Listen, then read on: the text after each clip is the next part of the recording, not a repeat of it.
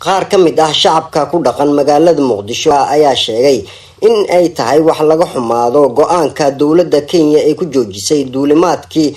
tooska ahaa ee magaalooyinka Muqdisho iyo Nairobi. dadweynahan ayaa tilmaamay in shacabka labada dal aysan wax dan ah ugu jirin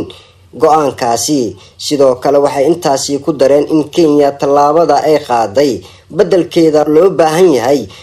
in la joojiyo qaadka laga keeno magaalada Nairobi. waxaan ku hadlayaa magaca ummadda Soomaaliyeed waxaan leeyahay arintan waa soo noqnoqotay Kenya cilaaqaad sax nagama rabto Kenya waxay naga raadinaysaa waa wax la yiraahdo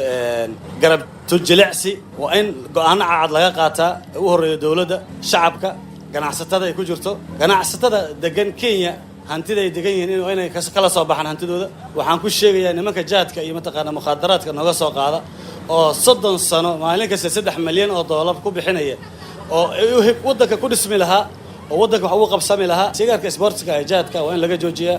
waa in Kenya dhulka ay qabsatay wax laga qabtaa Kenya ay joojisay diyaaradii si toos ah markay Muqdisho ka baxaan ee Nairobi tagay haddana ay wajaar ay marsiinayso heshiiska hore ee Soomaaliya ay ula galeen ay ka soo laabteen taas aniga waxaan u maleynayaa inay Kenya khilaafka ay Soomaaliya ay ku waday ka mid tahay marka waxaan ugu fadhinaa haduu leeyahay dawladda Soomaaliyeed inay ka jawaab celiso ay jawaab adag ay markaas ka bixiso Kenya dhowr goor badeena sheegatay kheyraadkeena rabtay inay qaadato sidaas awgeed anaga waxaan laga baahnaa inay iska celino laakiin hadii shacabkeena ay dhibaato ku keeneen iyo duulimaadyadoodii meesha dad badan ku nool oo Soomaali ah marka waxa qasab ah hadii dawladda ay celin weyso in anaga iska qabano shacabka ay ka dhiidhiyaan. hadalkan ayaa imaanaya xilli shalay dawladda Kenya ay gabi ahaan joojisay duulimaadkii Muqdisho iyo Kenya iyadoona talaabadaasi ay si weyn u cambaareysay dawladda federaalka ah ee Soomaaliya.